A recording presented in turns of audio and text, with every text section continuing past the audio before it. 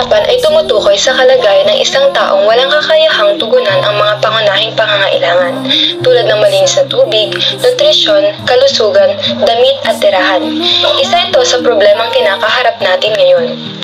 Ayon kay Gregorio 2016, ang kahirapan bilang isang pangkalahatang suliranin ay isang malalim na sugat na makikita sa bawat sukat ng kultura at lipunan. Kasama nito ang kasapi ng pamayanan na sadyang may maliit na kita.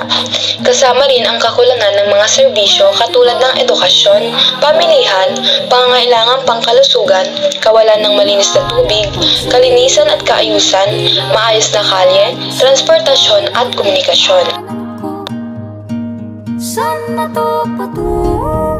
Mga sanhi ng kahirapan. Una, korupsyon at bad governance. Ang korupsyon at bad governance ay nagdudulot ng malaking pinsala sa mga mahihirap. Ang mga pondo na inilaan para sa mga serbisyong panlipunan tulad ng edukasyon, pangangalagang pangkalusugan at infrastruktura ay napupunta sa mga kamay ng mga korap na opisyal. Dahil dito, ang mga mahihirap ay hindi nakakakuha ng mga serbisyong kailangan nila upang makaahon sa kahirapan. Ang bad governance ay nagpapahirap din sa pagpapatupad ng mga programa para sa kaunlaran at pag-angat ng mga mahihirap. Pangalawa, kawalan ng family planning at maagang pagbubuntis.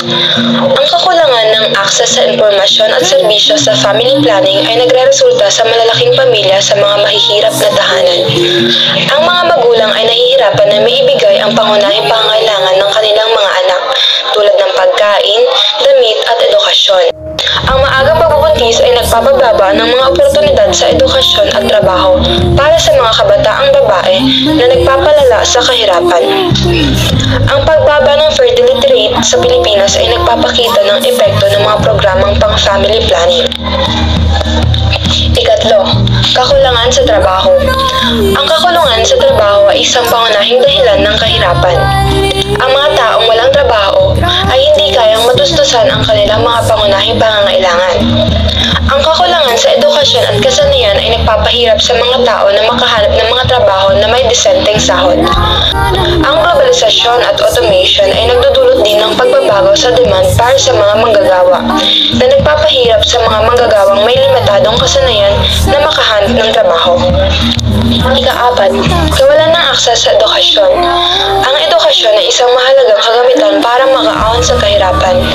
Ang mga taong walang sapat na edukasyon ay mas malamang na manatili sa kahirapan dahil limitado ang kanilang mga oportunidad sa trabaho at pag-angat sa buhay.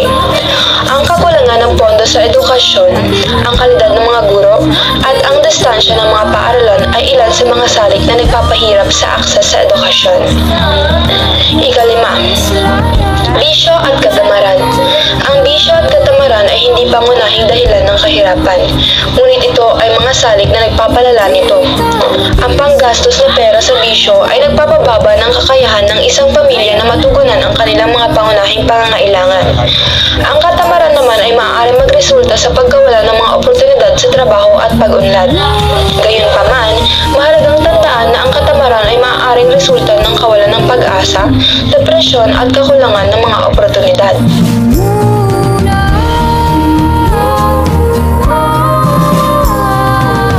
Mga epekto ng kahirapan. Una, kawalan ng oportunidad sa edukasyon. Ang kawalan ng edukasyon ay nagreresulta sa limitadong kaalaman at kasanayan na nagpapahirap sa mga tao na makahanap ng magandang trabaho at makaahon sa kahirapan. Pangalawa, kawalan ng tirahan. Ang kawalan ng tirahan ay nagpapalala sa mga problema sa kalusugan dahil sa pagkakalantad sa mga sakit at hindi magandang kondisyon ng pamumuhay.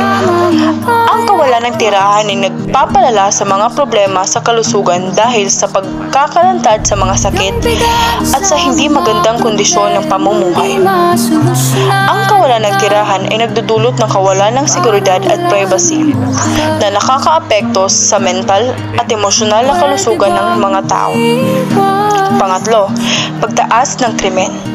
Ang kahirapan ay nagdudulot ng pagtaas ng krimen dahil sa kawalan ng oportunidad, pagkabigo at pagkawalang pag-asa. Ang mga taong naghihirap ay maaaring mapilitang gumawa ng krimen upang mabuhay o upang matugunan ang kanilang mga pangangailangan. Pang-apat, mga problemang pangkalusugan.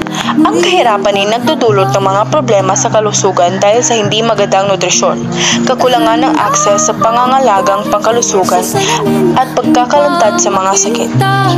Ang mga taong naghihirap ay mas malamang na magkaroon ng mga lalang sakit katulad ng tuberculosis, malnutrisyon, at iba pang mga sakit na makukuha sa pamamagitan ng tubig. Malnutrisyon. Ang kahirapan at malnutrisyon ay kambal na maaaring maranasan ng isang tao. Kung mahirap ka, katambal nito ang kasalatan sa pagkain na nagre-resulta ng di tamang pangangatawan ng tao. Maaaring sakitin, kulang sa timbang, o di kaya ay maapektuhan pa ang pag-iisip nito. Ang malnutrisyon ay tumutukoy sa kalagayan kung saan ang katawan ay hindi nakakakuha ng sapat na bitamina, mineral at sustansya upang manatili ang kalusugan ng ating katawan. Dalawang uri ng malnutrisyon. Una, kakulangan sa nutrisyon. Ang kakulangan sa nutrisyon ay resulta ng hindi sapat na pagkain, mahinang pananaw, o labis na pagkawala ng mga sustansya sa mga kinakain. Mababa ang timbang para sa kanyang edad o tangkad.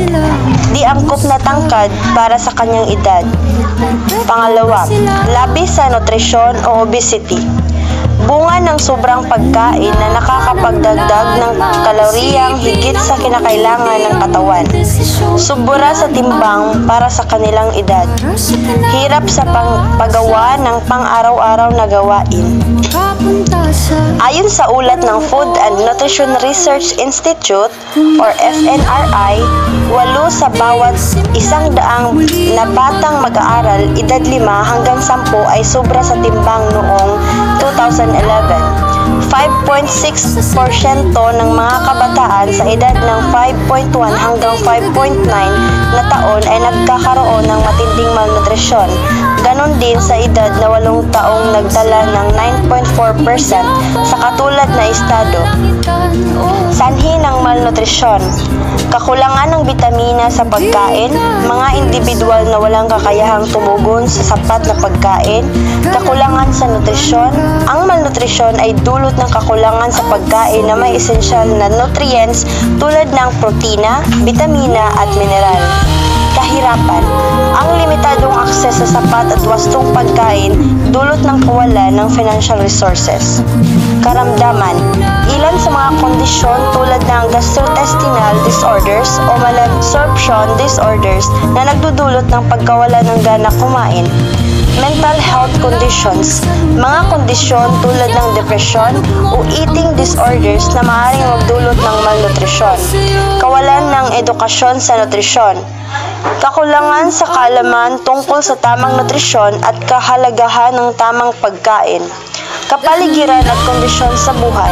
Socio-economic factors tulad ng kawalan ng trabaho, pag-aabuso sa sustansya, at kawalan ng akses sa malinis na tubig at sanitation.